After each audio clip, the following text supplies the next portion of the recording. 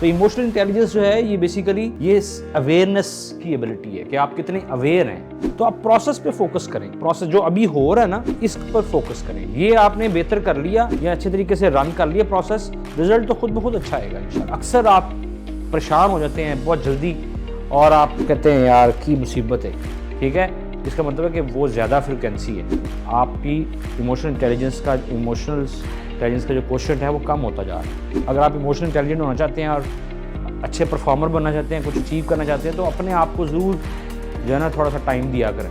Let's have a start. अब हमें ये क्योंकि वो कहा जाता है कि पर्पस का पता होना चाहिए, वाई यू आर हेयर, तो एक जल्दी से क्विकली एक वाक़या सुनाऊंगा छोटा सा कि एक दफ़ा एक साहब थे, वो ये लिबर्टी मार्केट के करीब कोई वहाँ पे करीब हॉस्पिटल है, ठीक है, तो वो उस वक्त कोई कंस्ट्रक्शन हो रही थी उसकी अभी, ठीक है, तो वो वहाँ से गुज़रे तो वो लेबर जो है वो काम कर रही थी, कोई ईंटें तोड़े थे और इस तरह के जो लेबर वक्त वो कर रहे थे। तो उसने एक मज़दूर से पूछा भाईजान क्या हाल है, ठीक है, उन्होंने कहा जी शुक्र अल्लाह का, तो भाई तुसी इत्थे की करदे पे हो? तो उन्होंने कहा कि असा की करना है, मजदूरी कर रहे हैं, रोज़ी रोटी कमा रहे हैं बस, और उसे की करना है, मजबूरी है। उन्होंने कहा ठीक है। वो थोड़ा सा आगे गया तो उसने फिर उसे पूछा हाँ जी सर तुसी की करदे पे हो?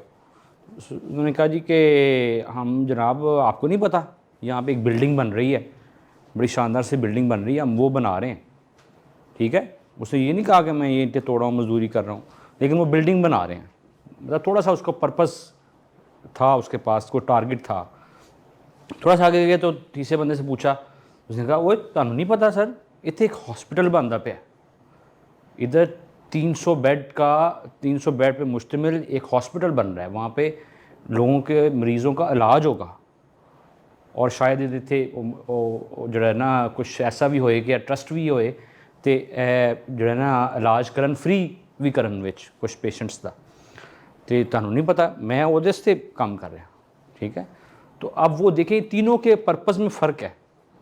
पहला मजबूरी के तहत, और उसका जो सोच है या उसका जो टारगेट है वो ये है कि यार रोज़ी कमानी है, ठीक है, रोज़ी तो सब ने कमानी होती है, लेकिन ये है कि वो उसका सिर्फ यहाँ तक ही सोच थी एक, या उसने यहीं तक ही अपना एक बनाया हुआ था टारगेट, ऑब्जेक्टिव, पर्पस, ठीक है। तो उसका पर्पस ऑफ लाइफ बड़ा जो है ना वो छोटा सा था।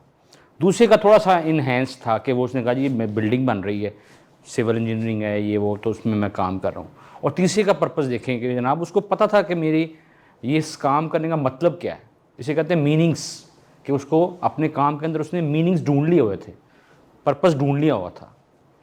उसको पता था कि यार ये हॉस्पिटल बन रहा है तो मेरा ये काम करने का मकसद ये है, इसका मतलब ये है कि I am contributing somehow in the development of a hospital, ठीक है, in the construction of the hospital. तो ये इसलिए बड़ा ज़रूरी होता है कि हम सोच लें, अगर सोचा नहीं है तो कि भाई वाई यू आर हेयर, ठीक है। तो कोई भी आप काम करें उसमें अगर आप उसका अपना मतलब ढूंढ लेंगे ना कि व्हाट इज़ द मीनिंग, मैं क्यों कर रहा हूँ ये, तो आप देखिएगा आप मोटिवेटेड हो जाएंगे, आप बूस्टअप हो जाएंगे कि यार मैं इसलिए कर रहा हूँ भाई, कोई मजाक नहीं है, ठीक है।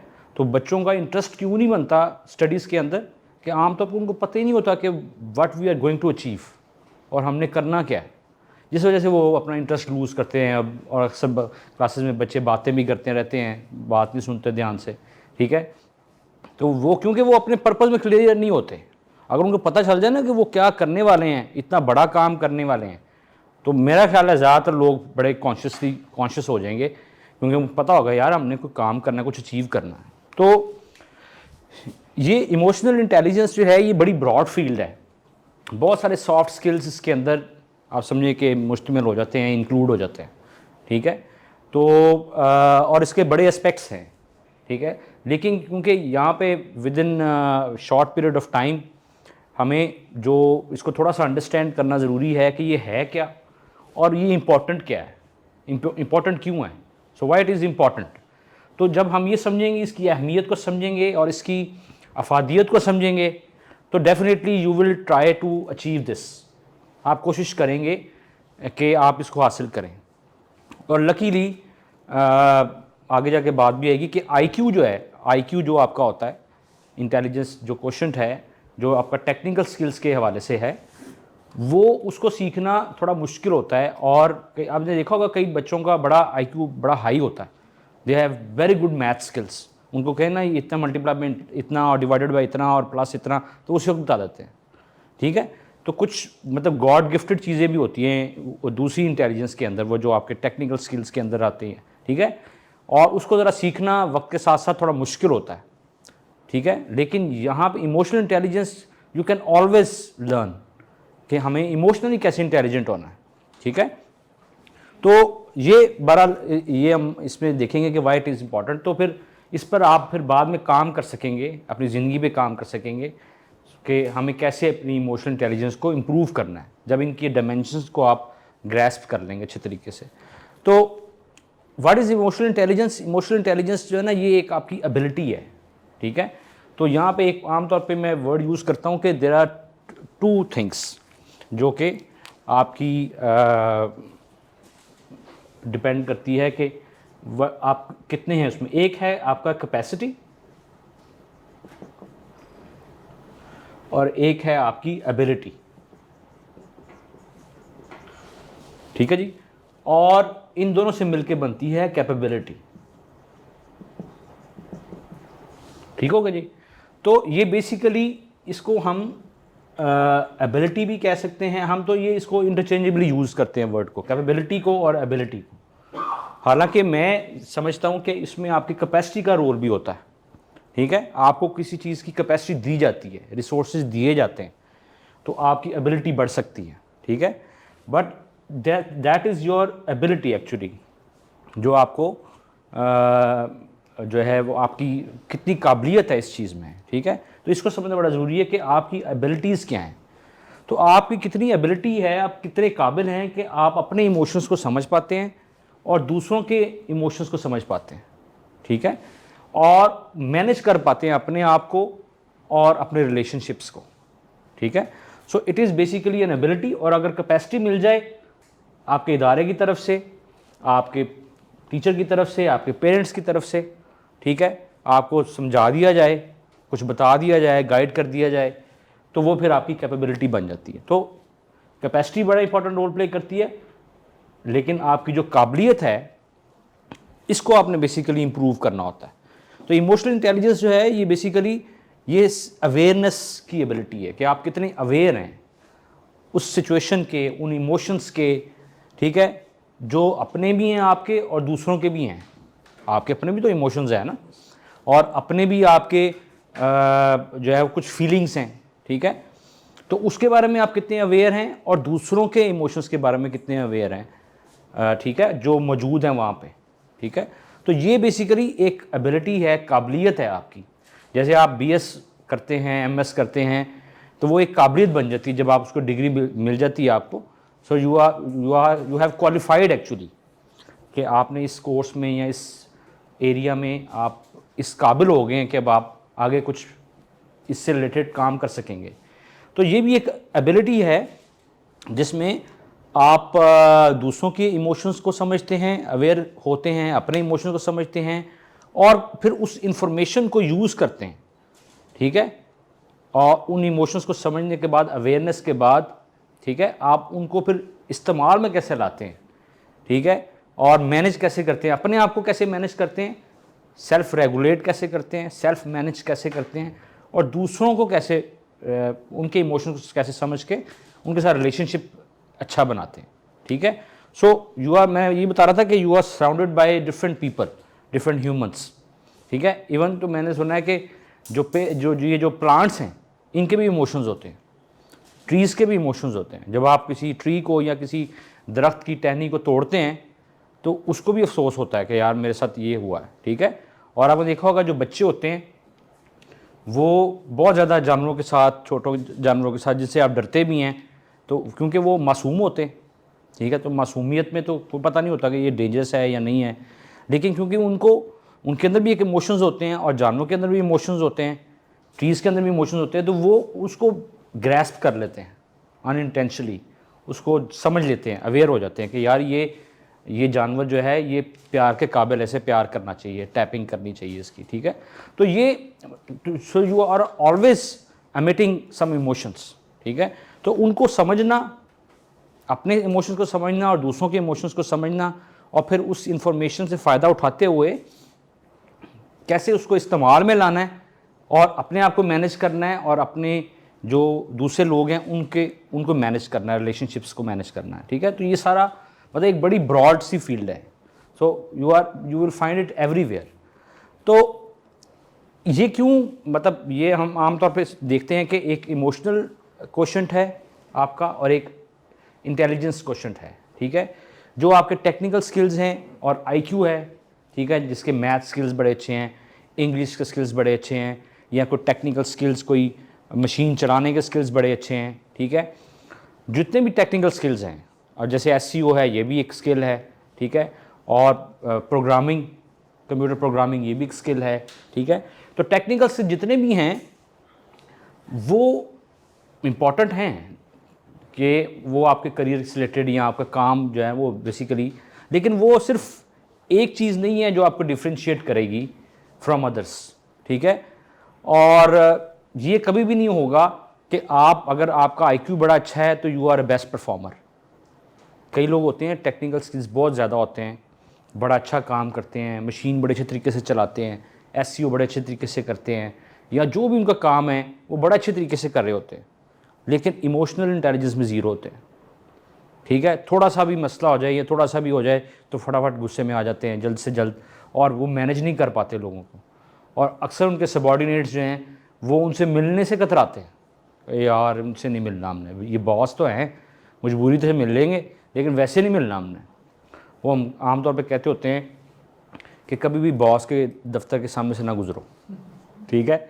ये ना हो कि वो जब गुजरे वो कहे यार बात सुनना ज़रा, ये काम कर दो, ये काम कर दो, ये काम कर दो, ठीक है।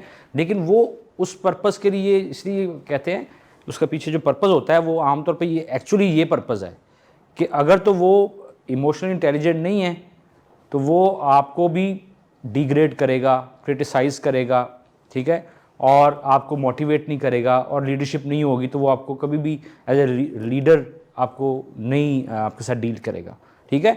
तो बेसिकली आईक्यू होना, अच्छा होना, या कोई स्किल अच्छा आना, ये आपको कभी भी बेस्ट परफॉर्मर नहीं बनाता या लीडर नहीं बनाता, ठीक है। तो ये ईआई कॉम्पिटेंसीज़ हैं, यानी कि ये इमोशनल इंटेलिजेंस की कॉम्पिटेंसीज़ हैं जो बेसिकली आपको डिफ्रेंशिएट करती हैं ऐसे लोगों से जिनमें ये कमी होती है, ये जिनमें ये गैप होता है, ठीक है, और आपको बनाती हैं एक अच्छा परफॉर्मर, ठीक है। और उन लोगों से जो सिर्फ एवरेज हैं आपको डिफ्रेंशिएट करती हैं, ठीक है।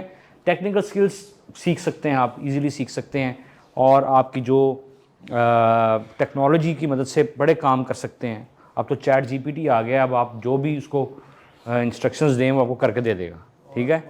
बहुत सारे एआईज़ आ गए हैं अब तो, ठीक है, प्रेजेंटेशंस बनाने वाले और हर कोडिंग करने वाले, ठीक है। तो that is not a big deal now. अब बिग डील ये है कि soft skills is the big deal, ठीक है, कि अब आप एआई की मदद से बाकी काम तो कर लिए, टेक्निकल स्किल्स तो कर लिए, लेकिन कैसे किसी के साथ डील करना है, ठीक है, वो आपने डील करना है रियल टाइम में जब आप उससे बात कर रहे होंगे। उधर आपके एआई जो है ना आपके कानों में नहीं कह रहा होगा कि यार इससे ऐसे बात करनी है, ये बात करनी है, ठीक है, अब उससे आपने ये बात करनी है, वो नहीं कह रहा होगा, ठीक है। लेकिन ये है कि अब आपको सिचुएशन के मुताबिक देखते हुए कि मुझे कैसे बात करनी चाहिए, ये चीज़ डिटर्मिन होगी आपकी इमोशनल इंटेलिजेंस के थ्रू, ठीक है। So IQ is often installed in the early age, शुरू में आपका आईक्यू बन जाता है, ठीक है, और आपको एजुकेशन के थ्रू, पेरेंट्स के थ्रू, वटेवर आप कॉम्पिटेंसी जनरेट कर लेते हैं, ठीक है। लेकिन जो ईक्यू कॉम्पिटेंसी है ये बाद में भी सीखी जा सकती है, जब मर्ज़ी सीखी जा सकती है, इवन आप ज़्यादा एज पे भी हों तो आप इसको बेहतर से बेहतर कर सकते हैं। वो कहते हैं ना आमतौर पे जो चीज़ें कुछ आपने जो सीख ली हैं बचपन में, आमतौर पे उसी तरह के आप रहते हैं सारी ज़िंदगी, ठीक है। इमोशनल इंटेलिजेंस के साथ ये केस नहीं है, ठीक है। अगर आपने कुछ अर्ली एज में कुछ ऐसा सीख भी लिया है जो कि ठीक नहीं है सोसाइटी के लिए, या आप बड़े एग्रेसिव हो गए हैं बचपन में ज़िद कर कर के, ठीक है, लेकिन इसको ऐसा स्किल है जिसको आप सीख सकते हैं, ठीक है, ईजीली सीख सकते हैं। आईक्यू नॉर्मली शुरू में ही आपके ज़हनों में इंस्टॉल हो जाता है, काफ़ी हद तक हो जाता है, 80% 70% तक वो इंस्टॉल हो जाता है। जैसे सॉफ्टवेयर इंस्टॉल होता है ना, ऐसे ही आपके पेरेंट्स के थ्रू, आपके एजुकेशन के थ्रू शुरू शुरू में जो इंस्टॉलेशन होनी होती है वो हो जाती है, लेकिन ये आप सीखते रहते हैं, इम्प्रूव करते हैं रहते हैं आहिस्ता आहिस्ता, ठीक है। तो ये कोई एक दिन का काम नहीं होता इमोशनल इंटेलिजेंस सीखना, ठीक है। ये आहिस्ता आहिस्ता अपने आप पर काम करना पड़ता है और अपने आप पर इसकी और मुख्तलिफ ऐसी और भी सेशंस लेने पड़ते हैं, ट्रेनिंग्स लेनी पड़ती हैं। जैसे टीम वर्क की है तो टीम वर्क का प्रॉपर एक ट्रेनिंग उसकी होती है, ठीक है, जिसमें हमको सिखाया जाता है कि टीम में कैसे काम करते हैं मिलके, ठीक है। तो टीम वर्क एक स्किल है जो इसके अंदर आता है, इमोशनल इंटेलिजेंस के अंदर आता है, और उसको भी फिर सीखना पड़ता है। तो आपको कम से कम अवेयरनेस हो जाती है कि मुझे ये चीज़ चाहिए, मुझे ये चीज़ चाहिए, तो उस पर फिर आपको काम करना पड़ेगा, आहिस्ता आहिस्ता प्रैक्टिस करनी पड़ेगी और डिफरेंट सोर्सेज से आपको इन्फॉर्मेशन इकट्ठी करनी पड़ेगी कि टीम क्या होती है, और उसको सेशन भी अटेंड करने पड़ सकते हैं। So that is a thing which actually differentiate you from others. और ये क्यों ज़रूरी है, ठीक है, ये आप थोड़ी सी, ये पिक्चर बड़ी रेलिवेंट है, यहाँ पर रखी है मैंने। इमोशनल इंटेलिजेंस क्यों ज़रूरी है कि जो भी आप काम कर रहे हैं, चाहे आप स्टूडेंट हैं, चाहे आप किसी वर्क प्लेस पे काम कर रहे हैं, किसी इदारे में काम कर रहे हैं, या अपना बिजनेस कर रहे हैं, ठीक है, तो वर्ल्ड इकोनॉमिक फोरम के मुताबिक जो टॉप 10 है ना वर्क प्लेस पे, जो स्किल्स चाहिए आपको, ठीक है, मतलब एक जगह पे काम करने के लिए जो आपको 10 टॉप के स्किल्स चाहिए हैं, उसमें से एक इमोशनल इंटेलिजेंस भी है। कि अगर आप इमोशनल इंटेलिजेंट नहीं हैं तो आप कभी उसमें कामयाब नहीं होंगे उस जगह पे, ठीक है। बेशुमार मसाइल आएंगे आपको if you are not emotional intelligent, ठीक है। Even in your student life, in your professional life, whatever kind of business you are doing, whatever kind of job you are doing, ठीक है, किसी भी industry में आप हैं, किसी भी तरह की आपकी जॉब है, चाहे प्योर टेक्निकल जॉब है या प्योर सॉफ्ट जॉब है, सॉफ्ट में तो है ही है, टेक्निकल में भी आपको इंटरेक्ट करना पड़ता है लोगों के साथ। तो ये टॉप 10 स्किल्स में से एक जो स्किल है वो इमोशनल इंटेलिजेंस का भी है, जो कि वर्ल्ड इकोनॉमिक फोरम ने इसको रैंक किया है कि ये बहुत ज़रूरी है। So that is very important thing, ठीक है। सो एट द वर्क प्लेस आप भी बड़े परेशान होंगे और आप दूसरे लोगों को बड़ा परेशान करेंगे अगर आप इमोशनली इंटेलिजेंट नहीं हैं, ठीक है। तो अभी हम मैंने इनको रिक्वेस्ट की थी प्रिंट आउट्स की, आपके पास कुछ आगे होंगे, तो उसमें हम कोशिश करेंगे, वैसे तो टाइम शॉर्ट ही होता है, लेकिन ये है कि हम उसमें एक्सरसाइज करने की कोशिश करेंगे कि कैसे हम वर्क प्लेस पे कुछ एग्जांपल्स दी हुई हैं कि अगर बॉस ऐसे कह दे तो क्या करना है, ठीक है। तो ये चीज़ हम इसको प्रैक्टिस कर लेंगे। तो 70% ऑफ रीजंस जो हैं वर्ल्ड इकोनॉमिक फोरम के मुताबिक, वो कस्टमर लूज़ करने की जो आपकी टेंडेंसी होती है ना, कि आप कस्टमर, अच्छा भला कस्टमर, उसको लूज़ कर दिया, तो 70% जो आप कस्टमर को इसलिए लूज़ करते हैं क्योंकि आप में इमोशनल इंटेलिजेंस की कमी होती है, ठीक है। इसी से रिलेटेड रीजंस होती हैं। 30% कुछ और रीज़न हो सकती है, मसलन आपकी प्रोडक्ट वाकई अच्छी नहीं है, या आपकी प्रोडक्ट की एडवर्टीजमेंट अच्छी नहीं हुई, ठीक है, या कोई और रीजंस टेक्निकल भी आ सकती हैं, कुछ सॉफ्ट भी आ सकती हैं, लेकिन 70% जो रीजन होती हैं वो इमोशनल इंटेलिजेंस से रिलेटेड होती हैं। 59% जो वर्कर्स हैं, दे रिपोर्ट के they do not receive recognition for a job well done. जब वो अच्छा काम करते हैं एम्प्लॉयज़, तो 59% ने ये कंप्लेन की, वो रिपोर्ट किया कि उनको रिकग्निशन नहीं दी जाती, उनको दात नहीं दी जाती, या वेरी गुड यार बड़ा अच्छा काम किया। क्यों नहीं दी जाती? क्योंकि जो दात देने वाले हैं उनमें इमोशनल इंटेलिजेंस की कमी होती, ठीक है। तो वो यहाँ पे, क्योंकि हमारा थोड़ा कल्चर, मुझे याद आ गया कि एक बात आ गई ज़हन में कि सब कॉन्टिनेंट का जो हमारा कल्चर है, पाक व हिंद का, पाकिस्तान, इंडिया, बांग्लादेश, श्रीलंका के, यहाँ पे अच्छी चीज़ और बुरी चीज़ को तो बहुत मेंशन करते हैं कि यार तुमने ये गलती कर दी, तुमने ये गलत कर दिया, तुमने ऐसा करना नहीं था चाहिए, ठीक है। लेकिन जब वो कोई अच्छा काम करता है तो उसकी दाद रसी नहीं करते, ठीक है। हम इवन बच्चों को ऐसे करते हैं कि कोई बुरा काम किया, क्यों किया तुमने, ऐसे नहीं था करना, आइंदा से ना ऐसे करना, डांटते भी हैं, सब कुछ करते हैं। लेकिन जब कोई अच्छा काम करते, बाबा मैंने ये काम किया है, अच्छा काम किया है, अच्छा अच्छा ठीक है ठीक है ठीक है, वो तो करनी था, ज़ाहिर है करना चाहिए, ठीक है। मतलब उसमें कोई नहीं है आपका कि यार वेरी गुड यार, ज़बरदस्त यार। तो रिकग्निशन, बुरे कामों में क्रिटिसिज्म बहुत ज़्यादा है, लेकिन अच्छे कामों में रिकग्निशन नहीं है, ठीक है। तो ये हमारा एक कल्चर यहाँ पे है सब कॉन्टिनेंट का, एप्रिसिएशन का कल्चर बहुत कम है, ठीक है। तो अप्रिशिएट करना चाहिए जब कोई अच्छा काम करे, और बुरा काम करने पे आप उसको बताएं, गाइड करें कि जनाब ये गलत है, नेक्स्ट टाइम नहीं होना चाहिए, ठीक है। लेकिन अच्छे काम पे भी ज़्यादा से, तो ये बड़ा ज़रूरी है कि 59% वर्कर्स जो है ना, ये उन्होंने शिकायत की, तो 75% वर्कर्स ने कहा जी कि they do not find managements leadership style inspiring. मतलब उनके जो मैनेजमेंट है, टॉप मैनेजमेंट है, या जो भी उनके बॉसेस हैं, वो उन्होंने देखा जी को वो उनके अंदर कोई इंस्पिरेशन नहीं है। होता है ना, कोई बॉस हो, बड़ी इंस्पिरेशन हो, आप सुन के कहते हैं यार बिल्कुल सही बात कह रहे हैं, आप उसके मुताबिक करना चाहते हैं, उनको फॉलो करना चाहते हैं। तो 75% ने कहा कि नहीं, हम वर्कर्स जो हैं, हमें हमारी जो मैनेजमेंट है ना वो इंस्पायर नहीं करती, ठीक है, तो हम उनको कभी भी फॉलो नहीं करना चाहते, क्योंकि वो इंस्पिरेशन ही नहीं है उसके अंदर। वो इसकी वजह यही है कि उनमें इमोशनल इंटेलिजेंस की कमी। 50% जो हमारा टाइम वेस्ट हो जाता है वर्क प्लेस पे, वो लैक ऑफ ट्रस्ट की वजह से हो जाता है। मतलब आधा काम जो है ना, आप समझें कि हमारा ज़ाया हो जाता है, क्योंकि हम ट्रस्ट नहीं कर पा रहे होते किसी पे।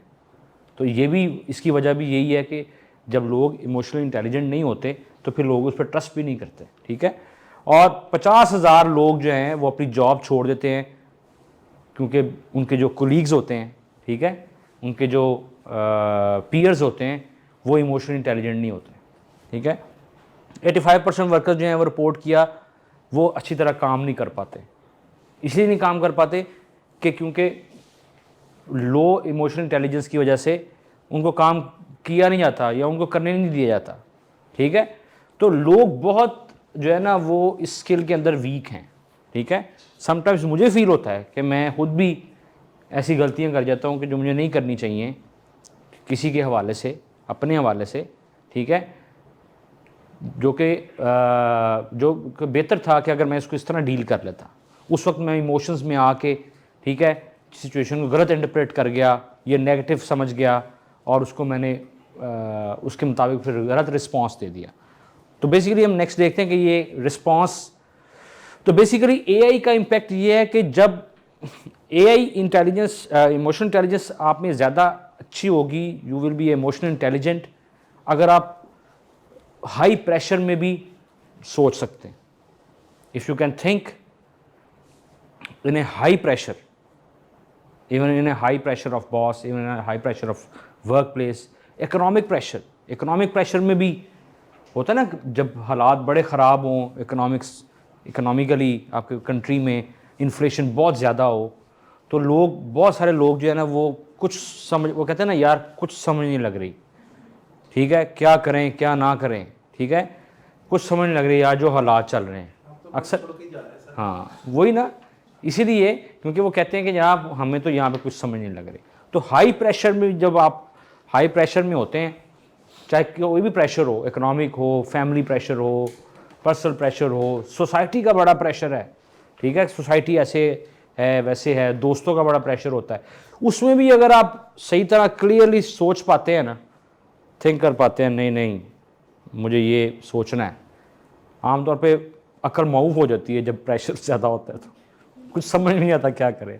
लेकिन जो लोग अपनी अकल माऊफ नहीं होने देते, फिर भी अपने हवास में रहते हैं और क्लियरली सोच पाते हैं, इसका मतलब है यू आर इमोशनल इंटेलिजेंट। तो अगर आपने कभी ऐसी सिचुएशन देखी हो और अगर आप समझते हैं अपने आप को कि आप संभाल लेते हैं सिचुएशन को, प्रेशर को सह लेते हैं, फिर भी अब सही सोचते रहते हैं, इसका मतलब है कि you are a good in emotional intelligence, ठीक है।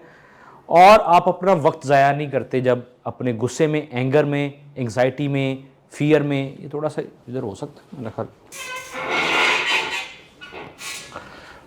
तो एंगर में, एंग्जाइटी में, फियर में जब अपना वक्त ज़ाया नहीं करते, मतलब इसकी जो इम्प्लिकेशंस होती हैं गुस्से की वजह से, एंग्जाइटी की वजह से या डर की वजह से आप अपना वक्त ज़ाया नहीं होने देते, इसका मतलब है कि यू आर इमोशनल इंटेलिजेंट। तो इसका ये इम्पैक्ट आता है, ठीक है। तो ये दो बड़े इंपॉर्टेंट जो डायमेंशंस थी, वो इमोशंस कई तरह के होते हैं, ठीक है। और ये तो बहुत सारे नाम है, इतने नाम नहीं याद रख सकते, लेकिन क्योंकि इमोशंस आपको आप इंटरप्रेट कर लेते हैं कि ये किस तरह का इमोशन है, ठीक है। तो बेसिकली अगर आप देखा जाए, अगर मोटे मोटा तो 3 इमोशंस आपके होते हैं। मैं उसको अपने तौर पे 3 इमोशंस में डिफाइन करता हूँ, उसके अंडर फिर कई इमोशंस आ जाते हैं। एक तो ये है कि जब आप बहुत खुश हों, एक्सट्रीम ऑफ हैप्पीनेस में हो, या हैप्पी हों, ठीक है। दूसरा ये है कि आप बहुत ज़्यादा दुख में हो, खुदा न खास्ता, ठीक है, बहुत ज़्यादा स्ट्रेस में हो, एंग्जाइटी में हो। मतलब इसको याद रखने का ये तरीका है कि एक एक्सट्रीम है कि आप जब आप बहुत जॉयफुल हैं, बहुत हैप्पी हैं, और एक एक्सट्रीम ये है कि जब आप बहुत दुख में हैं, बहुत ज़्यादा इस्तराब की कैफियत में हैं, ठीक है, बहुत ज़्यादा प्रेशर में हैं। और एक इसके दरमियान में एक एवरेज सी इमोशन है कि जब आप बहुत ज़्यादा खुश भी नहीं हैं, ठीक है, और बहुत ज़्यादा आप दुखी भी नहीं हैं, ठीक है। जैसे हमारी नॉर्मली लाइफ होती है, हम जब मूव करते हैं या काम करते हैं, हम बहुत ज़्यादा स्ट्रेस भी नहीं होते और हम बहुत ज़्यादा रिलैक्स्ड भी नहीं होते, एक एवरेज सिचुएशन में होते हैं, ठीक है। तो ये that is the best situation, ठीक है। बहुत ज़्यादा रिलैक्स भी नहीं होना चाहिए, ठीक है, या आपको यार ठीक है यार हाथ हाथ रख के बैठे रहो, ठीक है, वो हो जाएगा, जो होना होएगा, देखी जाएगी, ठीक है, वो भी सही नहीं है। तो इसलिए एक रीज़नेबल लेवल ऑफ बेचैनी होनी चाहिए कुछ अचीव करने के लिए। होता है ना कभी कभी यार हर रोज़ ये टेंशन, तो वो मैं कहता हूँ कि एक रीज़नेबल लेवल ऑफ आपके पास टेंशन होगी ना जहन में कि यार मैंने ये करना है, मैंने ये करना है, मेरा ये काम पड़ा है, मैंने वो काम पड़ा है, तो आप फिर कर पाएंगे। जब आप रिलैक्स रहेंगे हर टाइम तो फिर आप कुछ भी हासिल कर सकते हैं। और जब आप बहुत ज़्यादा स्ट्रेस में हो जाएंगे, जनाब यार प्रेशर ही प्रेशर है, जनाब कोई काम ही सही नहीं कर पा रहे, तो वो भी सिचुएशन ठीक नहीं है। उसमें भी आपकी जो है ना वो दैट इज़, तो extreme of anything is bad. तो मुख्तलिफ इमोशंस हैं, जब आप पीसफुल होते हैं, लविंग होते हैं, ग्लैड होते हैं, प्लेफुल होते हैं, इंटरेस्टेड होते हैं, मैड होते हैं, सैड होते हैं, स्केर्ड होते हैं, टायर्ड होते हैं, कंफ्यूज्ड होते हैं, ठीक है। और उसके अंदर फिर कई इमोशंस उसकी टाइप्स आ जाती हैं, ठीक है। तो ये आप समझें कि दो एक्सट्रीम्स हैं, एक गुड फीलिंग और एक बैड फीलिंग और एक एवरेज फीलिंग, ठीक है। तो इन इमोशंस को समझना, ये इमोशंस यहाँ पे इसलिए मैं बता रहा हूँ क्योंकि इन इमोशंस, ये आपके इमोशंस हैं, ठीक है, इनको समझना बड़ा ज़रूरी होता है। तो पहला काम जो होता है वो उसका क्या होता है, वो बेसिकली आपकी अवेयरनेस होती है। इसलिए इमोशंस बताए जाते हैं कि first thing is that where whatever you are doing you are aware of it. अपने इमोशंस के बारे में आप जानते हैं, समझते हैं कि मेरे ये इमोशंस क्या हैं, ठीक है। फिर आप आगे काम शुरू करते हैं कि इसको मैंने मैनेज कैसे करना है। तो एक अगर क्विकली हम इसको अगर एक्सरसाइज को इसको फिर देख लेते हैं, ठीक है। लैक ऑफ ईआई का मतलब ये है कि कभी आपने देखा है अपने आप को कि do you find ever yourself getting into a lot of arguments. कभी आपने बहुत ज़्यादा आर्गूमेंट्स किए किसी के साथ? करते हैं ना। तो इसका मतलब है कि लैक ऑफ ईआई है, और ये सब में होते हैं, इसमें कोई बुरी बात नहीं है। कई दफ़ा हम बड़े आर्गूमेंट्स कर रहे होते हैं, ठीक है। Do you often feel that others are overly sensitive. कभी आप सोचते हैं कि दूसरे जो हैं बहुत ज़्यादा सेंसिटिव हो गए हैं। कभी देखा किसी बंदे को बहुत ज़्यादा सेंसिटिव हो गया, वो अपने दिल पे ले ली बात और जो है ना वो अजीब अजीब सी बातें कर रहा है, ठीक है, हालांकि वो आपका मतलब नहीं था ऐसा कहने वाला, आपका ये मीनिंग नहीं थे, लेकिन वो पता नहीं क्यों क्या बातें करी जा रहा है, सेंसिटिव हो गया। लगता है ना, जैसे हम आमतौर पर हम कहते हैं सर तुझे तो सीरियस ही हो गए, कहते हैं ना। तो अक्सर लोग आपने मजाक से बात की होती है या वैसे कोई जनरली बात चल रही होती है, वो सीरियस हो जाता है, ठीक है। उसमें ये वो इसका मतलब है कि we are humans and we have different emotions, ठीक है। और लैक ऑफ ईआई का ये थोड़ा सा है कि वो सेंसिटिव हो गया, मतलब उसने पता नहीं किस तरह उसको इंटरप्रेट कर लिया है, नेगेटिवली कर लिया है, कि जिसकी वजह से वो बड़ा सेंसिटिव तरीके से बोलना शुरू हो गया। तो maybe you struggle to understand others point of view. और कई दफ़े आपको ऐसा होता है कि आपको दूसरे पॉइंट ऑफ व्यू समझने में बड़ी मुश्किल होती है, बड़ी स्ट्रगल आपको करनी पड़ती है, ठीक है। तो that is also lack of. Have you ever experience yourself having emotional outburst. कभी होता है आपको बहुत गुस्सा चढ़ जाता है जैसे, और आप बिल्कुल ही जो है ना वो जैसे कहते हैं ना कि अकल जो है ना वो काम करना छोड़ जाती है, हो जाता है, ठीक है ना। तो ये अगर ये बहुत ज़्यादा होता है ऐसा कि अक्सर आप परेशान हो जाते हैं बहुत जल्दी और आप कहते हैं यार की मुसीबत है, ठीक है, इसका मतलब है कि वो ज़्यादा फ्रिक्वेंसी है, आपकी इमोशनल इंटेलिजेंस का जो क्वोशंट है वो कम होता जा रहा है, ठीक है। तो बहुत ज़्यादा ऐसा नहीं होना चाहिए, ठीक है।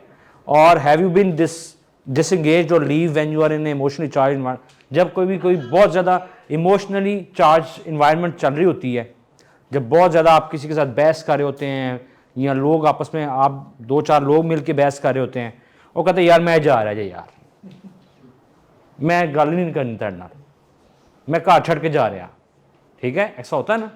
तो इसका मतलब कि you are very low in emotional intelligence.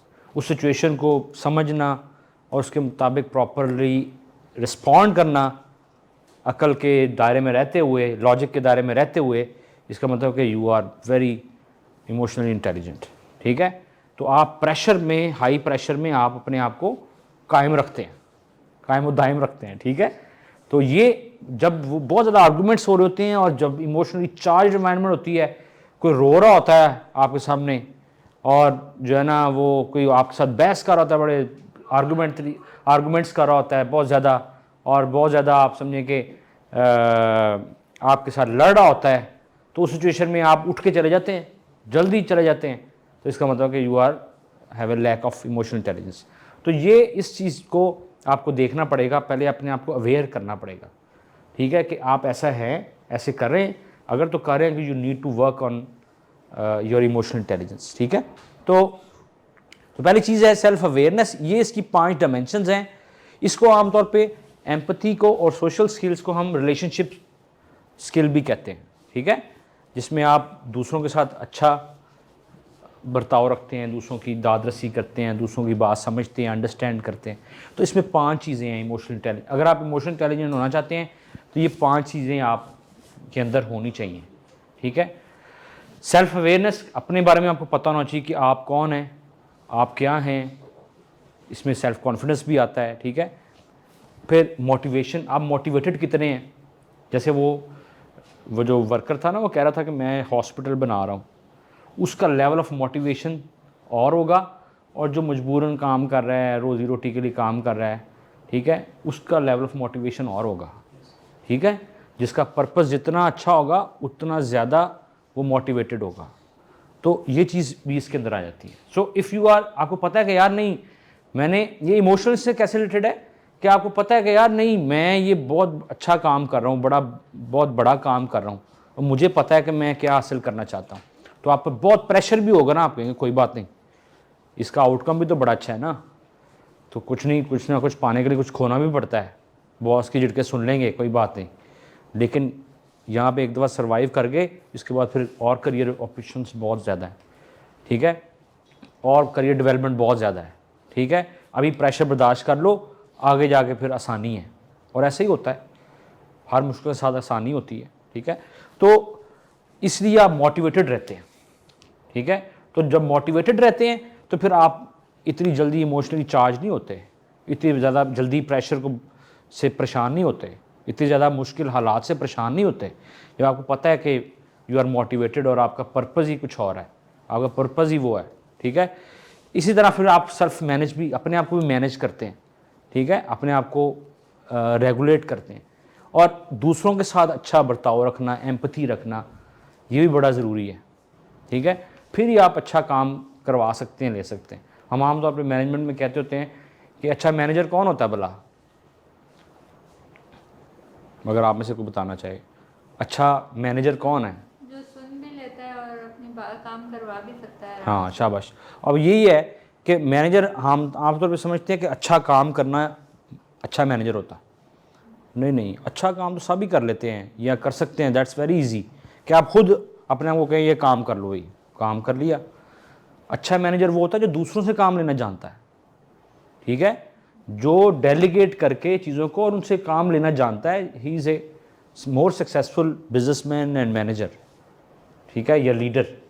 खुद अच्छा काम कर लेना ये इतनी बहादुरी नहीं है, दूसरों से काम ले लेना अच्छा, ये एक बेसिकली स्किल है, ठीक है, अच्छा मतलब बेहतरीन स्किल है। सोशल स्किल्स, कि आप लोगों के साथ आप कैसे बिहेव करते हैं, उनके साथ आपकी कैसी इंगेजमेंट है, कैसे सोसाइटी के लोगों के साथ आप इंगेज होते हैं। तो ये 5 डायमेंशंस हैं जो इन तस्वीरों से भी थोड़ा सा पोर्ट्रे हो सकता है कि आप ये स्किल्स की क्या टाइप्स हैं, ठीक है। तो ये मोटिवेशन वाला एक्चुअली पहली पिक्चर है, वो थोड़ा ऊपर नीचे हो गया, और ये सेल्फ अवेयरनेस की पिक्चर है, वो शीशे में देख रहा है, अपने आप को देख रहा है, पहचान रहा है कि मैं कौन हूँ, ठीक है। तो सेल्फ अवेयरनेस में आता है आपकी इमोशनल अवेयरनेस, कि आप अपने इमोशंस को कितना समझते हैं, अपने आप की असेसमेंट एक्यूरेट करते हैं कि नहीं करते, और अपने आप में कॉन्फिडेंस कितना रखते हैं, ठीक है, सेल्फ कॉन्फिडेंस कितना है आपको, ये आपकी सेल्फ अवेयरनेस के अंदर आती हैं चीज़ें।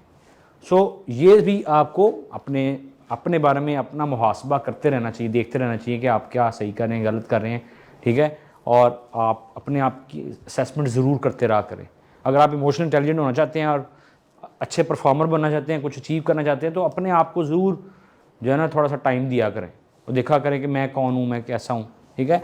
तो अपने आप को, अपने इमोशंस को समझें, अपने अवेयरनेस ज़रूर लेकर आएँ। और मोटिवेशन, जब आप अचीवमेंट, ड्राइव, कमिटमेंट के साथ इनिशिएटिव लेना जानते हैं, ऑप्टिमिज़म के साथ चलते रहते हैं और आगे से आगे बढ़ते रहते हैं, ग्रोथ की तरफ चलते रहते हैं, कमिटेड रहते हैं अपने काम से, तो इसका मतलब यू आर मोटिवेटेड। तो मोटिवेशन भी बड़ी ज़रूरी है, ठीक है। एक थ्योरी है जिसे हम कहते हैं गोल सेटिंग गोल थ्योरी या गोल ओरिएंटेशन, कि आप लोग अच्छा काम नहीं ना कर रहे, उनको कोई अच्छा सा गोल दे दो, देखो यार तुम ये करो, तुम्हें ये मिलेगा, ठीक है। अक्सर एचआर वाले या जो एचआर मैनेजमेंट करते हैं, लोगों को मैनेज करते हैं, जब बंदा बहुत डाउन हुआ होता है या उसका बर्न आउट हुआ होता है, परेशान होता है, काम करने को दिल नहीं कर रहा होता, ये भी होता है ना कभी, विद नो रीज़न आपका काम करने को दिल नहीं कर रहा होता, ठीक है, आप बोर हो गए होते हैं, ठीक है। तो फिर क्या सबसे अच्छा तरीका क्या होता है, उसका गोल याद करा दिया जाए, या अगर नहीं बनाया तो उसको बता दिया जाए कि आपका गोल क्या है। जब आप अपने एम्प्लॉयज़ को गोल बता देते हैं ना, ये तुम्हारा ये गोल है, तुम्हारा ये गोल है, यार कल को तुमने अपना घर नहीं बनाना है सर, तो बस ठीक है, तुम ये काम करो, ये काम करो, कल को ये होगा, वो होगा, मतलब उसको थोड़ा सा बताना पड़ता है कि ये गोल। तो अगर आपके लोग डाउन हैं, मोरल डाउन है, तो हर एक को उसको कहें यार ये तुम्हारा गोल है, उसको गोल थमा दें। तो वो ये ह्यूमन नेचर है कि जब वो अपना गोल उसको पता चल जाता है ना, वो उसको हासिल करने की तरफ लग जाता है, और जब उसकी तरफ हासिल करने की तरफ मसरूफ़ हो जाता है ना, तो आधी थकान और आधी जो आपकी बोरियत है वो वहाँ भी ख़त्म हो जाती है, क्योंकि वो मसरूफ़ियत होती है। तो मसरूफ़ियत भी, वो कहते हैं ना यार तुम यार मसरूफ़ रहा करो, तुम टेंस रहते हो, कोई अपनी मसरूफ़ियत ढूंढ लो। वो इसलिए कहते हैं कि आधा काम, आधी टेंशन तभी ख़त्म हो जाती है जब आप मसरूफ़ हो जाते हैं, किसी काम की तरफ लग जाते हैं। तो ये बड़ा ज़रूरी होता है कि आप कोई मसरूफ़ियत निकालें, ठीक है। तो बहुत ज़्यादा छुट्टियाँ भी हो जाए ना, तो बंदा बोर हो जाता है, कहते हैं यार कोई काम भी करें यार, ठीक है। अब तो ऑनलाइन काम ने बड़ी आसानी कर दी है कि अब आप घर पे बैठ के भी काम कर सकते हैं, ऑनलाइन काम कर सकते हैं। अगर आपका जहाँ पे आप काम करते हैं वो बंद भी है, ठीक है, तो आप ऑनलाइन कोई ना कोई काम, तो गोल ओरिएंटेशन बड़ी ज़रूरी होती है। तो वो आपको मोटिवेशन देती है आपके एम्प्लॉयज़ को। अचीवमेंट, ड्राइव, एक कमिटमेंट, इनिशिएटिव, ये मोटिवेशन की, ये दूसरी डायमेंशन है इमोशनल इंटेलिजेंस की। अगर आप मोटिवेटेड रहते हैं ज़्यादा देर तक, ज़्यादा फ्रिक्वेंटली मोटिवेटेड रहते हैं, इसका मतलब you are good in emotional intelligence. और सेल्फ कंट्रोल, सेल्फ रेगुलेशन, अपने आप को कंट्रोल करना, अपने आप को संभालना, ठीक है, अपने आप को जो है ना वो समझाना, और यार नहीं ऐसे नहीं करना, और यार ऐसे करना है। ट्रस्ट वर्दीनेस, ये भी एक आती है कि आप कितना ट्रस्ट करते हैं। रिस्पॉन्सिबिलिटी लेना, जिम्मेदारी अपने ऊपर लेना कि यार ये मैंने करना और किसने करना है यार, ठीक है, ये मेरी जिम्मेदारी है, ठीक है। ये मेरे बड़े भाई अब या मेरे वालिद साहब हैं, वो अब बूढ़े हो गए हैं, ठीक है, या उन्होंने बूढ़े हो जाना है, ये मैं कब संभालूंगा अपने आप को, अपने पाँव में कब खड़ा होऊंगा, ये मेरी जिम्मेदारी है, ठीक है। तो रिस्पॉन्सिबिलिटी जब आप लेते हैं, शुरू हो जाते हैं, तो इसका मतलब कि आप अपने आप को सेल्फ रेगुलेट कर रहे हैं, उनको कह रहे हैं, अपने आप को कह रहे हैं भाई जिम्मेदारी उठाओ। सारी ज़िंदगी जो है ना वो माँ बाप साथ नहीं रहते, बहन भाई भी साथ रहते हैं, इवन बच्चे भी चले जाते हैं। तो you have to be self reliance person, कि आप अपने आप पर रिलाई कर सकें, ठीक है। अडेप्टेबिलिटी, ये बड़ा इंपॉर्टेंट ट्रेट है। अडेप्टेबिलिटी क्या होती है कि आप बदलते वक्त, बदलते हालात के साथ अपने आप को बदल सकें, ठीक है। आपके पास पहले गाड़ी अच्छी थी, उसकी पेट्रोल बहुत ज़्यादा, मतलब कंजप्शन ज़्यादा है क्योंकि आजकल फ्यूल की बहुत प्राइसेस हैं, तो आप छोटी गाड़ी पे आ सकते हैं ताकि आपकी थोड़ा आपकी एक्सपेंसेस कम हो जाए, ठीक है। तो अगर तो आप आ सकते हैं, इसका मतलब कि आप अडेप्टेबल हैं, हालात के मुताबिक अपने आप को डाउन कर रहे हैं, और जब हालात बेहतर होंगे फिर आप कर लेंगे, ठीक है। तो वक्ती तौर पे या हालात के बदलने के साथ साथ आप भी अपने आप को बदल पाते हैं, जिसका मतलब है कि आप that is emotional intelligence thing, जो आपकी इमोशनल इंटेलिजेंस बनाएगी, क्योंकि आप अपने आप को मोल्ड कर पाते हैं, सेल्फ रेगुलेट कर पाते हैं, ठीक है, अपने आप को ईजिली संभाल पाते हैं। तो ये एक इमोशनल इंटेलिजेंस की चीज़ आती है। और इनोवेशन भी आपके अंदर होनी चाहिए। आप एक रेस्टोरेंट में अगर बार बार जाते रहे ना, और अब देखें तो साल 2 साल बाद आप उससे बोर हो जाएंगे, जब तक कि उसका कोई पेंट ना चेंज हो, कोई लाइट्स चेंज ना कर दे, कोई फर्नीचर नई कोशिश ना करा ले, कोई नई डिशेस ले आए, कोई जो है ना उसका टेस्ट बेहतर कर दे। अगर ये नहीं करेंगे तो आहिस्ता आप आउटडेटेड होते जाएंगे, ठीक है। तो फिर कस्टमर भी आना छोड़ देते हैं, और यार ठीक है यार, वो तो खा खा के थक गए यार, ठीक है, अब तो दिल ही नहीं करता। तो थोड़ी बहुत इनोवेशन ज़रूर साथ साथ लानी चाहिए। मैं ये नहीं कहता रैपिड इनोवेशन लेकर आएँ, लेकिन ग्रेजुअल इम्प्रूवमेंट ज़रूर चीज़ों के अंदर लेकर आएँ, हर एस्पेक्ट में लेकर आएँ, ठीक है। तो ये भी अपने आप को अपने इनोवेट करते रहें, नॉलेज हासिल करते रहें, इल्म हासिल करते रहें, ये भी एक इसमें चीज़ आती है। एम्पथी, ये बड़ी इंपॉर्टेंट है, ये रिलेटेड टू अदर्स है, क्योंकि इमोशनल इंटेलिजेंस का मतलब ये है कि you have to understand others emotions as well, ठीक है। कभी आपको बहुत गुस्सा है ना, तो इमोशनल इंटेलिजेंट होने का एक आपको छोटा सा टिप देता हूँ, ठीक है, या ट्रिक समझ लें। आप उसके जूतों में अपने पाँव डाल लें और देखें कि अगर मैं इसकी जगह पे होता तो मैं क्या करता। ये चीज़ साथ ही आपको सीधा जो है ना नोज ड्राइव दे देगी, आप थोड़े से रिलैक्स हो जाएंगे कि यार इसकी जगह पे होता शायद मैं भी ऐसे ही करता, ये इसकी जगह पे होता तो मैं क्या करता, और चलो यार कोई बात नहीं है, इग्नोर कर दें, दरगुजर कर दें, ठीक है। अगर आप उसकी जगह पे खुद खड़े होकर नहीं देखेंगे ना, तो आपको वो गलत ही लगेगा, ठीक है, क्योंकि वो सिचुएशन आपके साथ भी हो सकती। तो आपको उसी वक्त जो है ना वो रिलैक्स कर देगी, और आप किसी के साथ ऊंची ऊंची या शाउट नहीं करेंगे, या उससे बहुत ज़्यादा आर्गूमेंट नहीं करेंगे, ठीक है। उससे बातचीत में उसके साथ एक रिलेशनशिप, एक बॉन्ड क्रिएट करेंगे। अच्छा यार, वो भी शायद कोई मुश्किल में हो, उसकी भी कोई मजबूरी होगी यार, उसने मुझे बुरा कहा या कोई ऐसी बात हुई, उसने ऐसा किया वैसा किया, शायद यार उसकी कोई मजबूरी हो, शायद वो मैं उसकी जगह पर तो शायद मैं भी ऐसा ही करता, ठीक है। मतलब ये नहीं कि वो आप करना शुरू हो जाएं, लेकिन उसको अंडरस्टैंड करने के लिए, उसको समझने के लिए, एक एम्पैथेटिक बिहेवियर बनाने के लिए आप कह रहे हैं कि मैं अगर उसकी जगह पे होता तो शायद मैं भी ऐसे ही करता, इसलिए आप थोड़े से रिलैक्स हो जाते हैं, फिर आप जो है ना लॉजिकली बात करते हैं, ठीक है।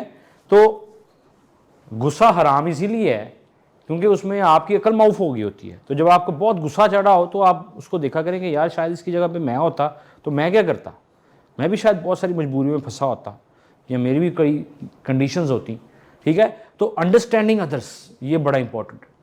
डेवलपिंग अदर्स, दूसरों को डेवलप भी करना चाहिए कि आप कितना लोगों के साथ उनको डेवलप करते हैं, उनको समझाते हैं, या उनको नॉलेज में इजाफा करते हैं, उनसे साथ कोई ना कोई एक्सपर्टीज़ शेयर करते हैं। आपको कोई चीज़ आती है करनी, आप उसको सिखा दें, तो ये डेवलपिंग अदर्स होगा। हैविंग ए सर्विस ओरिएंटेशन, और सर्विस ओरिएंटेशन हो। आपने कभी किसी फ्रेंचाइज पे गए, या किसी रेस्टोरेंट में गए, किसी शॉप पे गए, रिटेल शॉप पे, तो कभी आपने देखा होगा, आप किसी गवर्नमेंट ऑर्गेनाइजेशन में चले जाएं तो आपको एक उम्दा मिसाल मिलेगी सर्विस ओरिएंटेशन की। ऐसे ही है, किसी गवर्नमेंट के इदारे में आप चले जाएं तो आपको सर्विस ओरिएंटेशन की उम्दा मिसाल मिलेगी ना, यूनिवर्सिटीज़ को छोड़ के, ठीक है। यूनिवर्सिटीज़ क्योंकि एक एकेडमिक इदारे होते हैं, तो वहाँ पे लोग चीज़ों को समझते हैं, पढ़े लिखे लोग होते हैं, ठीक है, थोड़े इमोशनली इंटेलिजेंट भी होते हैं। तो जो गवर्नमेंट यूनिवर्सिटीज़ हैं वहाँ पे सिचुएशन बहुत बेहतर है। लेकिन आप किसी और इदारे में चले जाएँ जो एजुकेशन रिलेटेड ना हो, सुई गैस के महकमे में चले जाएँ, या आप इलेक्ट्रिसिटी के महकमे में चले जाएँ, या और किसी, तो वहाँ पे आपको कोई पूछता ही नहीं है, आपसे बात ही नहीं करता। आपको कोई क्वेश्चन आप हो तो कहते हैं वो आगे पूछ रहा है यार, उधर जाते हो कहते हैं वो आगे चला जाएगा, ठीक है। वो आप फिर टूर के वापस घूम के उधर ही आ जाते हैं दरवाजे के पास, वो दरवाजे पे लिखा होता बाहर चला जाए यार, वो तो कहते यार चलो यार, इतने तो कोई साड़ी सुनवाई नहीं होनी। तो दूसरों को जो सर्विस ओरिएंटेशन होती है कि जब आप इस नीयत से काम करते हैं कि यार मैं सर्व कर रहा हूँ, this is my moral duty to serve because I am getting salary, मैं यहाँ से सैलरी ले रहा हूँ या मैं इनसे पैसे ले रहा हूँ, कमा रहा हूँ, तो ये एक मेरी मॉरल रिस्पॉन्सिबिलिटी है कि मैं इनसे अच्छी तरीके से बात करूँ, अच्छे तरीके से साथ। अगर वो डोर ओपन हुआ है तो आप पहले चले गए हैं तो आप उसके लिए डोर को रोक लें एक दफ़ा कि आप गुजर जाएं प्लीज़, ठीक है।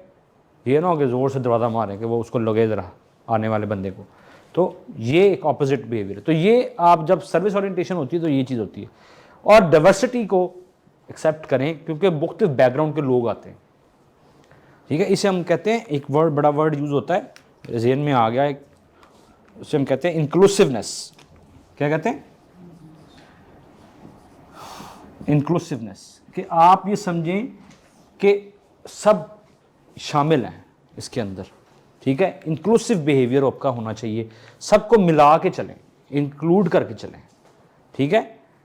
चाहे वो कोई भी है बंदा, चाहे वो आपको लगता है, क्योंकि हमारे यहाँ इस मुआशरे में आपको पता है कि थोड़ा सा हमारा जो कास्ट सिस्टम है और शुरू से हिंदुस्तान में ये बड़ा ज़्यादा रहा है। अब शुक्र है अल्लाह का, आस्ते आस्ते कम हो रहा है, ठीक है, और काफ़ी ज़्यादा कम हो गया। तो पहले तो किसी को कमी कमीन समझना और ये छोटी ज़ात का है, ये बड़ी ज़ात का है, ये बहुत ज़्यादा था ना हिंदुओं में, ये ज़रा काफ़ी ज़्यादा ये पाया जाता था हिंदुस्तान में, बल्कि ये पाया जाता था एक कल्चर, ठीक है। तो वो नहीं चीज़, सब आपके बराबर हैं और इंक्लूसिव है, सबको लेकर चलना है हमने। तो ये जो स्किल है ना, ये बड़ा ज़रूरी है। आप तब तक एम्पथेटिक या एम्पथी नहीं शो कर सकते, अच्छा बिहेवियर नहीं शो कर सकते, या अच्छे लोगों के साथ अच्छे तरीके से इंटरेक्ट नहीं कर सकते जब तक आप उनको अपना नहीं समझेंगे, जब तक आप उनको अपने जैसा ही नहीं समझेंगे, जब तक आप उसको इंक्लूड नहीं करेंगे ना कि ये हम में से है, तब तक आप उसके साथ एम्पथी वो लेवल नहीं हो सकता आपका, वो आपके लिए अजनबी रहेंगे। तो वर्क प्लेस में जब आप लोग काम करते हैं, आपके कोलीग्स होते हैं, सबॉर्डिनेट्स भी होते हैं, तो सबको साथ लेकर चलें, इंक्लूसिवनेस होनी चाहिए, ठीक है। तो ये एक चीज़ जो है ना, ये एम्पथी क्रिएट, ये एम्पथी के अंदर आती है। और आपको बड़ी डीप सेंस होनी चाहिए ह्यूमन एक्यूमेन की। एक्यूमेन होता है ability to deeply understand various situations. आपको पता होना चाहिए कि मुख्तलिफ सिचुएशंस क्या होती हैं, ठीक है, क्योंकि ज़िंदगी में रोज़ कई सिचुएशंस आती हैं, कई मुख्तलिफ अदवार आते हैं, ठीक है। जब फॉर एग्ज़ाम्पल बंदा भूखा हो तो क्या सिचुएशन होती है, ठीक है। जब बंदा प्यासा हो तब क्या सिचुएशन होती है। तो आपको पता होना चाहिए कि यार इस सिचुएशन में ये होता है, इस सिचुएशन में ये होता है, तो फिर ही आप बेहतर समझ सकेंगे ना दूसरों को। कि फॉर एग्ज़ाम्पल अगर बड़ी गर्मी है तो इस सिचुएशन में यार प्यास लगती है, आपको पता ही ना हो कि गर्मी में प्यास लगती है और आप इस चीज़ को ख्याल ही ना करें, कॉन्शियसली सोचें ही ना, तो आप किसी से पानी पूछेंगे? नहीं पूछेंगे, ये टेंडेंसी बहुत कम होगी, आप पूछेंगे। हाँ, आपको पता होगा कि यार ये बंदा बाहर से आया है, मेरा कोलीग है और गर्मी भी है, तो शायद इसको प्यास लगी हो, आप कहेंगे यार would you like to have a water, आप पानी पीना पसंद करेंगे? वो कहेगा हाँ यार बड़ी गर्मी थी यार वाकई। तो एक एम्पथी हो गई, आपका एक अच्छा बिहेवियर उसके साथ हो गया, वो याद रखेगा यार इसने मुझे पानी पूछा था यार, मैं गर्मी में से आया था, तो छोटी सी चीज़ है लेकिन आपने पूछ लिया, तो उसके अंदर एक बॉन्ड आप उसके साथ बना लिया, एक रिलेशनशिप बना लिया, ठीक है। तो ये छोटी छोटी चीज़ों से आपका एक रिलेशनशिप डेवलप हो जाता है, ठीक है। तो ये बेसिकली आता है एम्पथी के अंदर। तो मुख्तलिफ सिचुएशंस में क्या होता है आपके साथ, लोगों के साथ, उसको समझना बड़ा ज़रूरी है। डीप अंडरस्टैंडिंग होनी चाहिए कि इंसान का जब ये हो तो क्या फील करता है, ठीक है। जो दूसरों को समझेंगे तो उनको आप जो है ना डील कर सकेंगे अच्छे तरीके से। अदरवाइज़ जो है ना वो सिर्फ अथॉरिटी के बेस पे तो काम करवा सभी करवा लेते हैं, लेकिन जब भी उनको मौका मिलता है ना, ठीक है, तो वो आपको जो है ना वो फिर कहते हैं ठीक है भाई मैं जा रहा हूँ। जैसे वो आप बड़ी वीडियो चलती है फेसबुक पे या यूट्यूब पे भी कि वो एक एयरलाइन कंपनी है, एरोप्लेन उड़ रहा है, तो पैसेंजर्स बैठे हुए हैं, दरवाज़ा खुला हुआ है प्लेन का, और वो पायलट और जो जितना भी क्रू है ना वो ऐसा ऐसा पैराशूट लगा के ना जंप लगाता रहता है, जहाज़ से बाहर जंप लगाता रहता है, और वो जो है ना कस्टमर्स वो ऐसे देखते रहते हैं ये क्यों हो रहा है, ये पायलट भी जंप लगा देती है, बाकी क्रू ने भी जंप लगा देती है, ठीक है। वो कहते हैं जब आप एम्प्लॉयज़ का ख्याल ना रखें, जब एम्प्लॉयज़ को अच्छी तरीके से इमोशनली इंटेलिजेंट होकर ना डील करें, तो वो आप ऐसे कस्टमर्स को भी छोड़ के चले जाते हैं।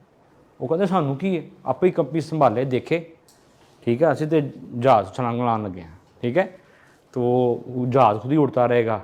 तो ये चीज़ जो है ना ये फिर सिचुएशन क्रिएट हो जाती है। इस सिचुएशन में नहीं जाना चाहिए, that is the failure of A firm कि वो इस सिचुएशन में चली गई।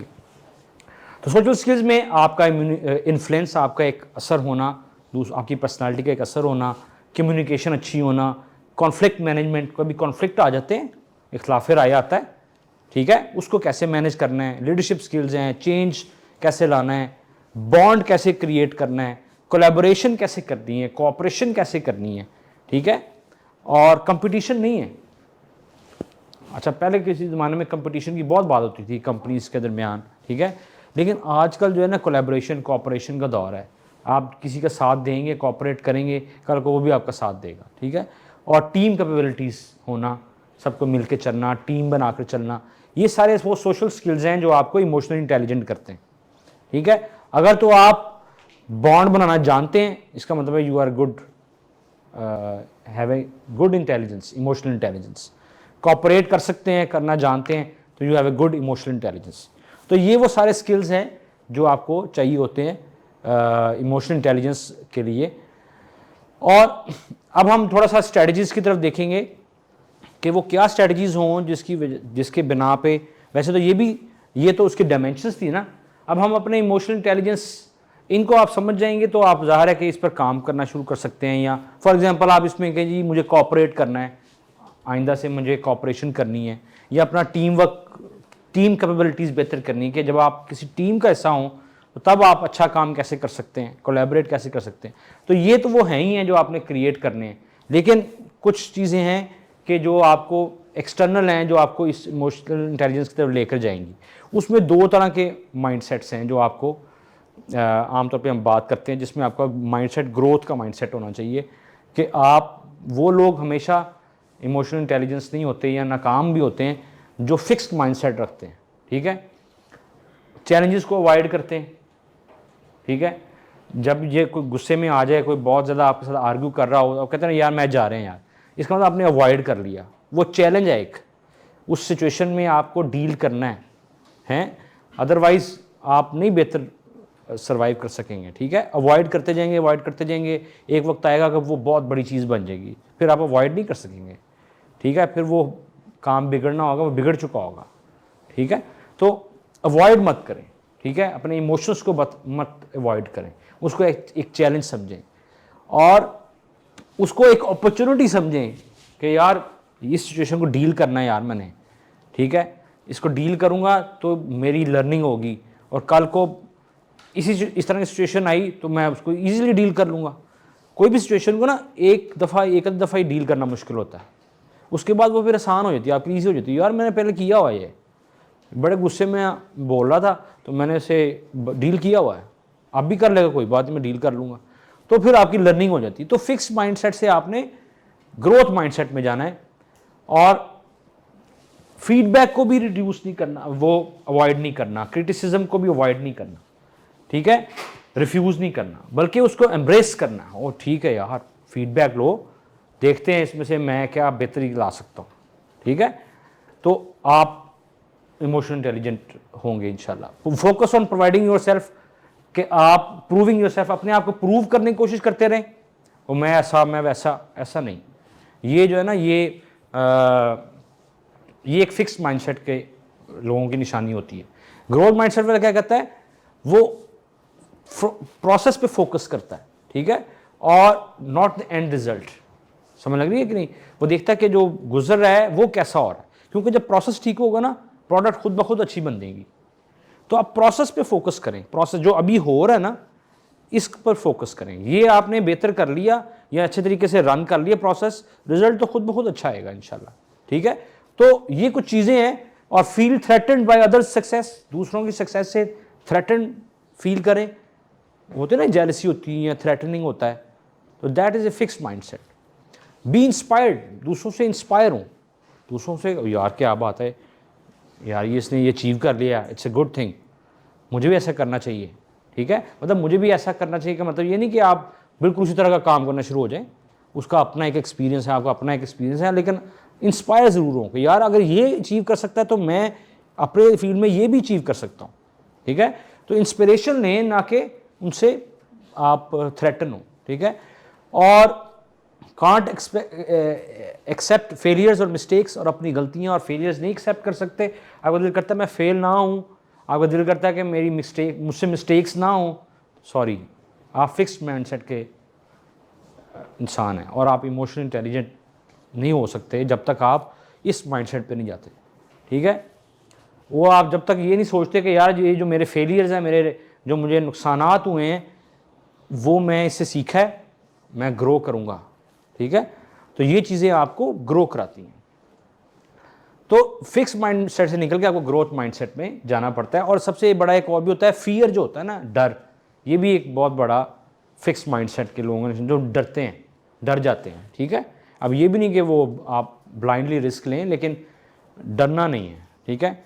और इससे क्या होता है कि आपकी रिस्ट्रिक्ट हो जाते हैं, फिक्स्ड हो जाते हैं, ग्रो नहीं कर पाते। कभी आपको एक स्ट्रेटजी ये है कि आपको ये 3 जोन्स होते हैं, ठीक है। कभी ऐसा हुआ हो कि आप जो है ना वो ऐसी सिचुएशन में आ गए हों कि आपका दिल ना चाह रहा हो उस सिचुएशन से निकलने को, आप कहते यार ठीक है यार, जो हो रहा है होने दो, ठीक है यार, कोई नहीं कर। इसका मतलब है कि आप अपने आप को सेफ़, ईजी और बोर्ड फील कराना चाहते हैं। सेफ्टी तो कुछ हद तक होनी चाहिए, अपने आप की अपनी हिफाजत करना, ठीक है, गाड़ी तेज़ ना चलाना, अपनी हिफाजत करना है ना, तो ये तो ज़रूरी है। The extreme of anything is bad. एतदाल तो होनी चाहिए, मैनरवी तो होनी चाहिए, ठीक है। तो लेकिन आप अगर बिल्कुल बहुत ज़्यादा सेफ़ रहना शुरू हो गए हैं, बहुत ज़्यादा ईजी रहना शुरू हो गए हैं, यार ईजी काम करो बस यार, ठीक है, बोरिंग आपको होनी शुरू हो गई है, तो आप कभी तो इस स्टेज पे होते हैं और कभी एक्सट्रीम स्टेज पे होते हैं, पैनिक हो जाते हैं, ठीक है, हाई प्रेशर्स में। तो आपने पैनिक की तरफ भी नहीं जाना, ठीक है। आपने कंफर्ट जोन से लर्निंग जोन में जाना है। बहुत ज़्यादा रिस्क नहीं लेना, ठीक है, अफोर्डेबल रिस्क लेना है।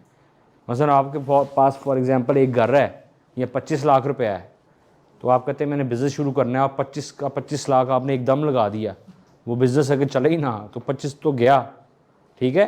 तो इस तरह नहीं करना कि ब्लाइंडली आप बिना पैनिक जोन में चले जाएं, ठीक है। आपने एक मतलब कंफर्ट जोन छोड़ना है, लेकिन इतना भी नहीं छोड़ना कि आप पैनिक जोन में चले जाएं, आप लर्निंग जोन में चले जाएं, ठीक है। सपोर्टेड, अपने आप को चैलेंज फील कराएं, मोटिवेटेड, थोड़े थोड़े रिस्क भी लें, ठीक है, एक्साइटेड भी हों। तो learning zone is your target, not the panic zone. याद रखिएगा, स्ट्रेस ना हो जाइएगा, फ्रस्ट्रेटेड ना हो जाइएगा, टायर्ड ना हो जाइएगा, ठीक है, एंग्जाइटी के पेशेंट ना बन जाइएगा कि इतना रिस्क ले लें कि वो आपको रात को नींद ही ना आए, ठीक है। तो अपने आप को एक रीज़नेबल हद तक चैलेंज करें। मैं ये भी नहीं कह रहा, आमतौर पर लोग कहते हैं ना अपना कंफर्ट जोन छोड़ें, ये कंफर्ट जोन छोड़ें ज़रूर लेकिन पैनिक जोन में ना जाइएगा, ध्यान रखिएगा, ठीक है। लर्निंग जोन में जाइएगा कंफर्ट जोन छोड़ के। तो और ये कुछ और टैक्टिक्स हैं, स्ट्रेटजीज़ हैं। Reflect on your own emotions, try communicating in direct but still respectful manner. एक रिस्पेक्टफुल मैनर से किसी के साथ अगर आपका इख्तिलाफ राय है भी है तो बड़े अच्छे तरीके से डायरेक्टली कम्युनिकेट करें रिस्पेक्टफुल मैनर के साथ। दूसरों के पर्सपेक्टिव को समझें, पूछें यार तुम क्या सोचते हो, ठीक है, ये आपको इमोशनल इंटेलिजेंट बनाएगा। क्रिटिसिज्म एक्सेप्ट करें। Press the pause button, take a moment before reacting. जब आप रिएक्ट करें तो उससे पहले थोड़ा सोच लें, थोड़ा ठहर जाएं, ठीक है, कि मैं जो रिएक्ट करने लगा हूँ ये ठीक रहेगा कि नहीं ठीक रहेगा, ठीक है। तो ये बड़ा ज़रूरी है अगर आप सोशल स्किल्स अपने अंदर क्रिएट करना चाहते हैं। Respond rather than reacting to the conflict. Respond करें ना कि रिएक्ट करें, ठीक है। तो अपने प्रैक्टिस करें सेल्फ अवेयरनेस के वाले से, अपने अंडरस्टैंड को, वाई को समझें। जैसे वो मजदूर समझ रहा था कि मैं हॉस्पिटल बना रहा हूँ। एम्पथाइज करें, ऑब्जर्वेशन अपनी अच्छी रखें और प्रैक्टिस करते रहें ऑलवेज। मतलब ये ऐसी चीज़ नहीं है इमोशनल इंटेलिजेंस जो आप क्रिएट एक दफ़ा कर लेंगे, ये बेहतर से बेहतर होती रहेगी, एक ऑनगोइंग प्रोसेस है, ठीक है। तो यहाँ पे बात हो रही थी रिस्पॉन्स की। तो बेसिकली इमोशनल इंटेलिजेंट जो बंदा होता है ना, वो कोई भी बंदा है, उसके रिस्पॉन्स से पता चलता है कि ये इमोशनल इंटेलिजेंट है कि नहीं। तो कोई भी जब आपका इवेंट होता है, कोई भी हैपनिंग होती है, अच्छी हो या बुरी हो, उसका जो आप रिस्पॉन्स देते हैं ना, वो मिलके बनता है आउटकम, उससे मिलता है एक नतीजा निकलता है।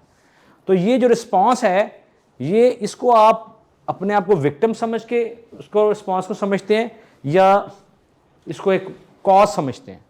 जब आप अपने आप को विक्टिम समझते हैं ना कि यार मेरे नाल ही इंज होना है, वो फिर तुसी हाइपर हो जाते हो। ठीक है, तो ये हमारा जो है ना अगर आप अपने आप को विक्टिम समझते रहते हैं ना तो फिर आप ज़रूर गुस्सा होंगे, यार मेरे नाल ही इंज होंदा है। ठीक है, ये मेरे साथ ही ऐसा होता है, मैनू ही मुसीबत पैंदी है। ठीक है, विक्टिम एक ट्रेंड होता है ना, आपका माइंड बड़ा आसान होता है अपने आप को विक्टिम बना लेना। ठीक है, तो जब आप विक्टिम बनना शुरू हो जाते हैं अपने आप को बनाने, तो आपका फिर रिस्पॉन्स बैड होता, उसका फिर आउटकम नहीं सही होता। इसका मतलब फिर आप इमोशनल इंटेलिजेंट नहीं हो, यार तू हमेशा इंज ही करना है यार मेरे नाल। ठीक है, तो ये चीज़ जो है ना हमारा इसमें क्रिएट होता है। तो ये कुछ एक्सरसाइजेज हैं, अगर आप इसमें इसको देख लें, ये नीचे पर्सनल स्किल्स हैं जो बड़े इंपॉर्टेंट हैं सेल्फ मैनेजमेंट के हवाले से, कि अगर आप अपने आप को अच्छे तरीके से मैनेज करना चाहते हैं तो सेल्फ मैनेजमेंट एक इमोशनल इंटेलिजेंस होने का एक स्किल है। ठीक है, अगर आप इमोशनल इंटेलिजेंट होते हैं तो अपने आप को मैनेज करना सीखें। तो उसका जो पहला वो जो है स्किल वो ये है कि रिफ्लेक्शन।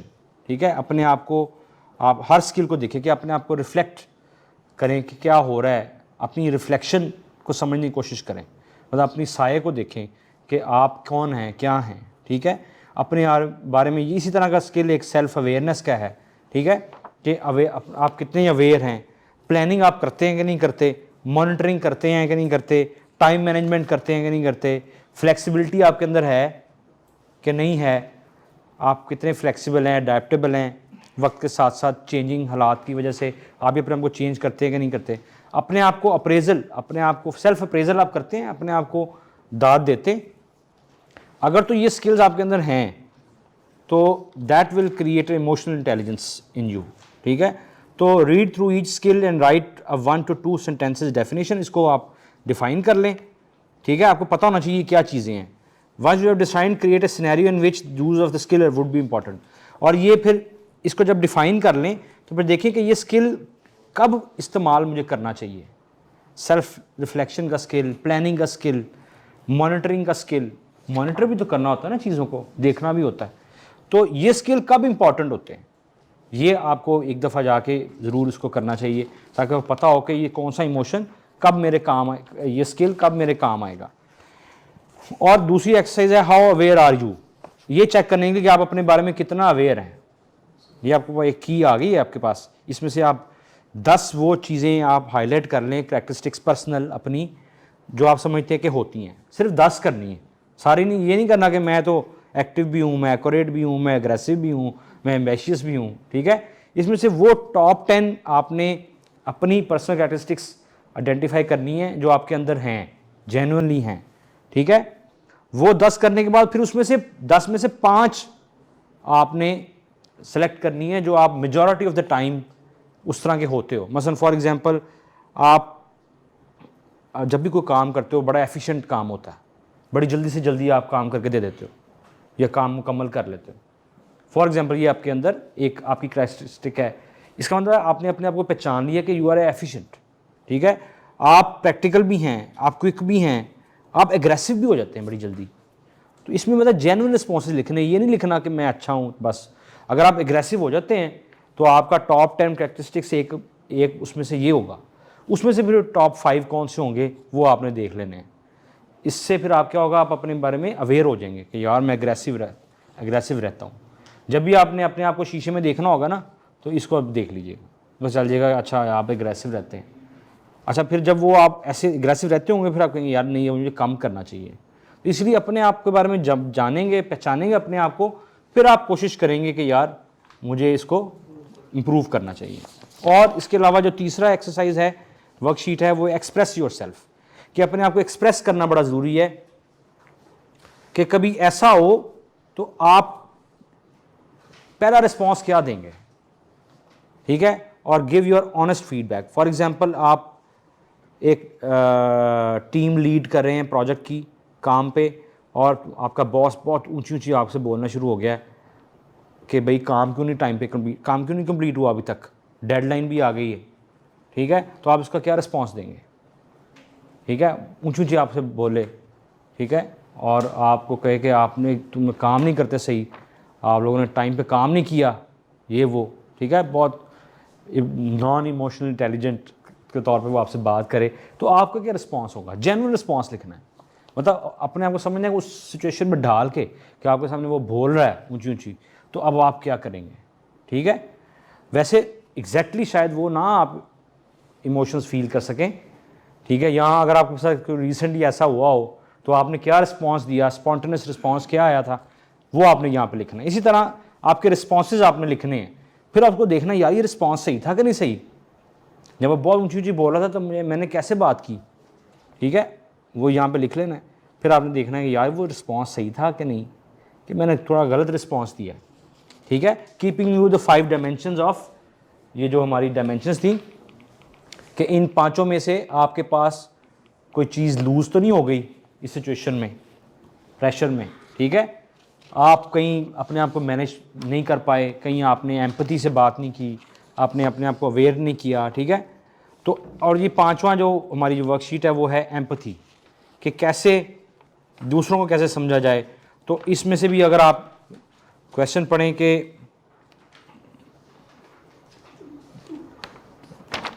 अगर कोई for example I have too much work on my plate, मेरी प्लेट में या मेरे काम बहुत ज़्यादा मुझे काम दिया गया है। ठीक है, तो इसका आप क्या करेंगे, रिस्पॉन्स क्या देंगे? फॉर एग्जांपल आप इसमें व्हाट यू विल थिंक, अगर आप सोचेंगे I am sorry you feel overwhelmed, कोई बंदा है वो कह रहा है कि मुझे बहुत काम दिया गया है, तो आप किस तरह रिस्पॉन्स देंगे? सॉरी यार, वाकई मैं समझता हूँ आपकी बात को, टाइम वक्त तो काम तो बहुत ज़्यादा आपको दे दिया गया है, ठीक है, लेकिन मैं आपकी हेल्प कर सकता हूँ, कोई मसला नहीं, आप परेशान ना हो। ठीक है, ये करेंगे कि आप कहेंगे कि दैट्स गुड ना, since you many people are unemployed right now, और ठीक है यार तुम काम करो, तो काम ज़्यादा तो क्या है, पहले ही बड़े भाई अनएम्प्लॉयड लोग बैठे हुए हैं, ठीक है, शुक्र कर तुझे नौकरी मिली है, काम कर, कोई गल नहीं। ठीक है, एक ये रिस्पॉन्स होएगा। Complete the project you can and discard the rest, वो थोड़ा जिहा काम कर ले यार कंप्लीट, तो बाकी छड़ दे, बाकी रहने दो, कि ये रिस्पॉन्स देंगे। तो अगर तो आप पहले वाला रिस्पॉन्स देंगे, इसका मतलब है कि यू आर इमोशनल इंटेलिजेंट, मतलब आपने जेन्युइन रिस्पॉन्सेज लिखने हैं। ठीक है, तो ये कुछ एक्सरसाइज हैं जो आपको इमोशनली इंटेलिजेंस के हवाले से आपको कुछ गाइडेंस दे सकती हैं। और भी बहुत सारे, ये बहुत बड़ा एरिया है, इसकी तो ट्रेनिंग्स होती हैं प्रॉपर, 5 डेज़ की ट्रेनिंग होती हैं, 3 डेज़ की ट्रेनिंग, 2 डेज़ की, 1 डे की। ठीक है, तो यहाँ पे तो एक ओवरव्यू सा और थोड़ा सा आपको एक्सप्लोर करने का मौका मिल सकता है। आपको कोई क्वेश्चन है तो आप ज़रूर पूछ सकते हैं। बहुत क्वेश्चन ये अभी देखने के बाद मैंने मतलब अपने आप को ये एनालाइज किया कि मैं प्रोफेशनली जो हूँ इमोशनली इंटेलिजेंट हूँ। हाँ ठीक है, पर पर्सनली फैमिली में नहीं, हाँ ठीक है, वो भी एनालाइज हुआ शायद एम्पैथी वाला पार्ट मेरा हाँ हाँ ठीक है, ठीक है, वीक है काफ़ी। हाँ बस ये चीज़, यही अवेयरनेस है अपने बारे में, कि अब आपको लगता है कि एम्पैथी में आप थोड़ा सा लैक कर रही हैं, तो इसको फिर इम्प्रूव करने की कोशिश करनी है आपने। तो आपकी भी जो बताने वाली थी वो सारी तो हमारा हाल है प्रोफेशनल से ही रिलेटेड हाँ, थी ना। क्योंकि वो हम एक प्रोफेशनल सेटअप में है ना, तो लेकिन ये है कि इसको आप equally applicable in your personal life as well. ठीक है, आप इसको चाहें तो उसकी थोड़ी लैंग्वेज बदल जाएगी।